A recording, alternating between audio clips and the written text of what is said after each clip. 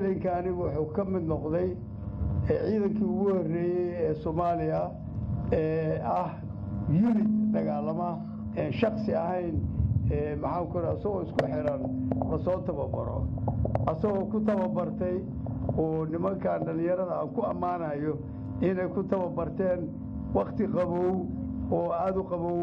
أيوة ولقود قبو أركين هاي مرشود مركو ورسي قبو أركان وأنا هذا أمانة يا بتلكاس ومحاكرة هذا لما غني كرتي إيو ضدنمو إيو أسلوب سيدي لو يقيني عيدن كحوق دولك الصومالية ومدى الصوماليات هرتودا waxaa taagan rajo cadawga Soomaaliyeed oo argagixisada ahna hortooda waxa ka muuqda maanta hoog maanta waxa muuqda iftiin u muuqda ummadda Soomaaliyeed ku ummadda Soomaaliyeed gumaadi jirayna waxa hortooda ka muuqda mugdi waxyaalkan aad ku soo bandhigteen iyo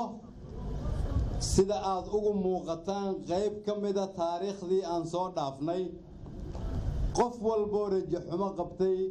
waxaan leeyahay maantay qalbigaadu ha balaarto